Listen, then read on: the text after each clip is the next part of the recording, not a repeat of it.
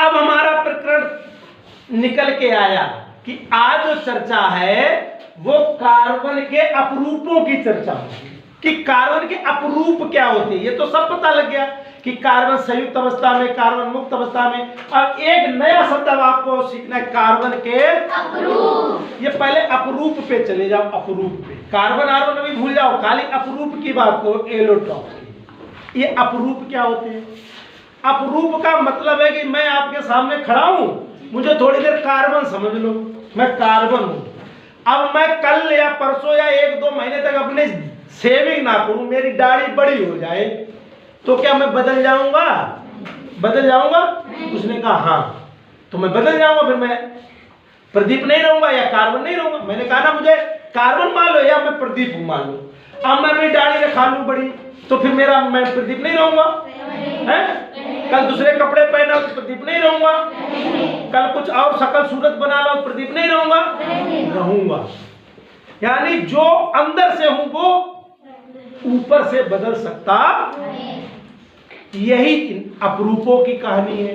यही कहानी कि अगर किसी तत्व के कई रूप हो, रूप कई हो, जैसे यहां कितने रूप दिखे अभी आपको? 4। तो किसी तत्व के कई रूप हो, तत्व बोल रहा हूं, कई रूप हो, ऊपर से देखने में अलग लगे। भैया अलग नहीं लग रहा है, सब एक ही से लग रहे होंगे। ये लाइट मार रहा है, ये लाइट नहीं मार रहा, ये पाउडर की तरह, ये बहुत कठोर है ना। ये ऊपर से तो सब तुम्हें, लेकिन अंदर क्या है? अंदर क्या है? क्या एक है? सब बात समझो कि अंदर से सब एक, ऊपर से अलग अलग। तो ऐसा कोई भी तत्व, खाली कार्बन की बात नहीं कह रहा हूं, विज्ञान पढ़ा रहा हूं इसलिए केवल कार्बन नहीं, कोई भी ऐसा तत्व जो अंदर तो एक ही, यानी केवल वही हो, बाहर से कैसा भी लगे, तो वो अपरूप बोले जाते हैं। क्या बोले जाते हैं? अपरूप। तो कार्बन के भी अपरूप है। अपरूप मतलब बहुरूप या बहुरूपिया, ऐसे फास्फोरस के होते हैं। तो हम कार्बन की बात कर रहे हैं, तो कार्बन के अपरूपों का मतलब क्या हो गया कि कार्बन के ऐसे रूप या कार्बन के ऐसे यौगिक कह लो, कोई बात नहीं, यौगिक भी कह सकते हैं या रूप भी कह सकते हैं। कार्बन के ऐसे यौगिक या कार्बन के ऐसे रूप जिनके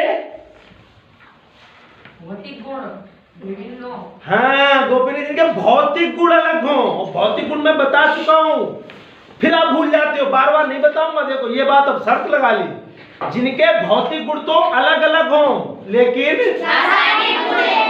अब रासायनिक गुण एक सा क्यों होता है? क्योंकि उसके अंदर वही चीज होती है। तो क्या आदत बदल जाएगी? मैं दाढ़ी रखा लूं तो मैं पढ़ाना भूल जाऊंगा? मैं कुछ और मेकअप कराऊं, पढ़ाना गुण तो वही रहेंगे। कौन से वाले? क्रिया वाले, काम वाले। ऊपर से कुछ भी तुम्हें मैं लगूं, तो ऐसे कार्बन ऊपर से कुछ भी लगे, चाहे ये लगे, चाहे ये लगे, चाहे ये लगे, लेकिन जब इनके रासायनिक गुणों की बात आएगी तो वो एक सी ही होगी। बात क्लियर हुई? तो अपरूप क्या होते हैं? कार्बन के अपरूप क्या होते हैं? कितने लोगों को क्लियर हो गया? कार्बन के अपरूपों का क्या मतलब है?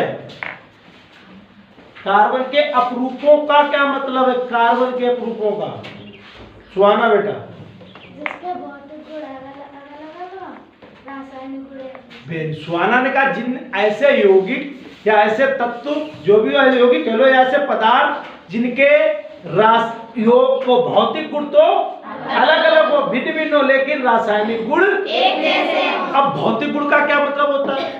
भौतिक गुण का मतलब उनका स्वाद, उनका रंग, उनकी कठोरता, उनकी घुलनशीलता, उनकी नरम। जैसे ये है ग्रेफाइट, इसको अगर हम लें, देखो मैंने ले लिया और उसको तोड़े तो टूट जाएगा, तो टूट गया, ग्रेफाइट टूट गया, लेकिन हीरा नहीं टूटेगा। मैं बता चुका हूं बहुत पहले, सर ने बताया होगा कि हीरा प्रकृति का सबसे कठोर पदार्थ है। कठोर, हीरे से कठोर कुदरत ने कुछ नहीं बनाया। जो चीज मैंने दिखाई, जो अंगूठी में हीरे लगे, ये दुनिया की सबसे कठोर चीज है, यानी पत्थर से भी कठोर होता है ये।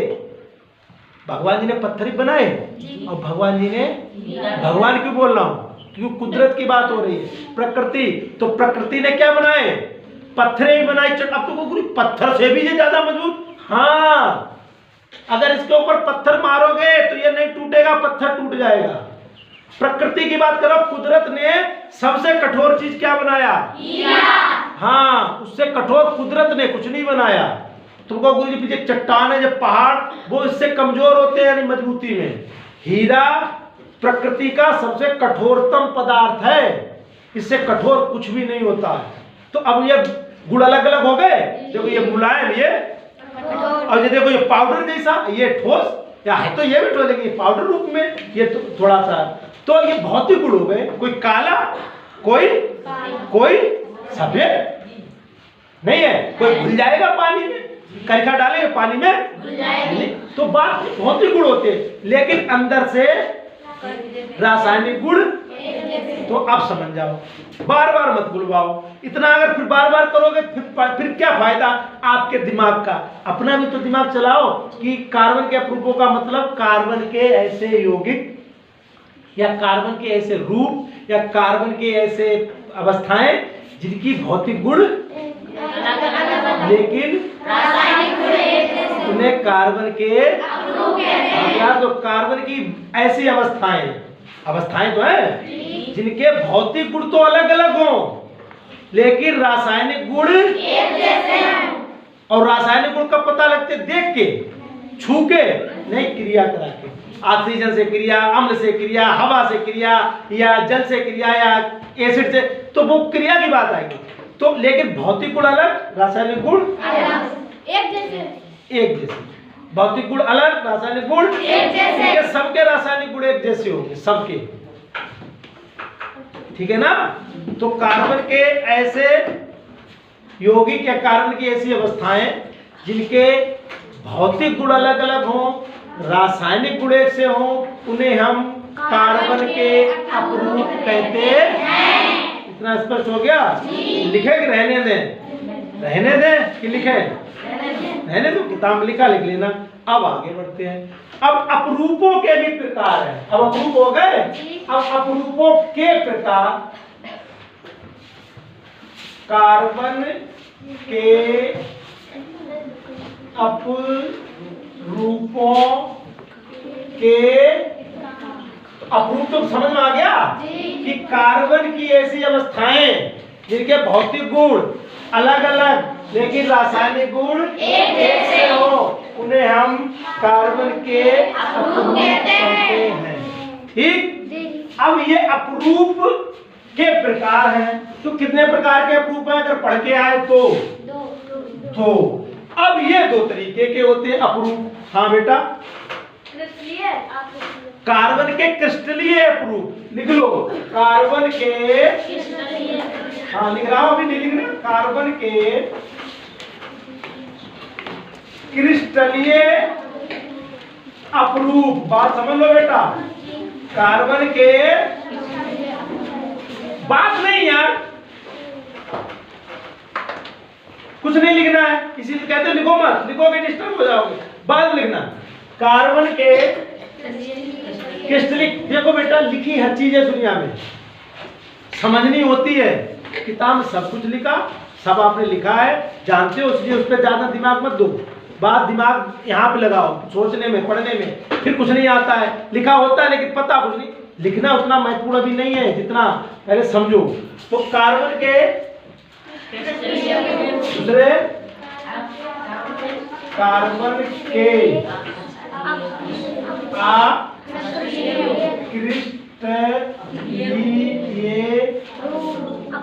अपरूप। अब समस्या आ गई क्या कि अपरूप तो समझ में आ गए कि भौतिक गुण अलग अलग और तूने क्या कहेंगे? अब नई समस्या आ गई। अब ये तरीका कार्बन के क्रिस्टलीय और कार्बन के, तो बदला क्या? ये शब्द बदला, यहाँ ये आ गया और यहाँ बाकी तो सब एक ही चीज। अपरूप भी यहाँ, अपरूप भी यहाँ, कार्बन भी यहाँ, बस बदला क्या? शब्द बदला, क्रिस्टलीय और। ये कौन समझाएगा कि क्रिस्टलीय का क्या मतलब है, कार्बन के क्रिस्टलीय अपरूप का क्या मतलब? अपरूप का तो मतलब ही है कि भौतिक गुण अलग अलग रासायनिक गुण का, तो सबके भौतिक गुण अलग, रासायनिक गुण अलग। लेकिन फिर भी वो दो तरीके के हो गए, फिर भी वो दो तरीके के हो गए। ठीक है ना। अब कौन समझाएगा, कौन समझाएगा, ये कौन समझाएगा कार्बन की क्रिस्टलीय अप्रूफ का क्या मतलब। हाँ समझो, क्योंकि बेटा देखो अगर पढ़ के नहीं आओगे, मेहनत नहीं करोगे तो समस्या होगी। यहाँ सारी चीजें आपको पढ़ाई जाएंगी वो अलग बात है, लेकिन जब तक हम खुद नहीं कुछ करेंगे तो क्या फायदा रहेगा, ये नहीं। तो आप पहले क्रिस्टलीय का मतलब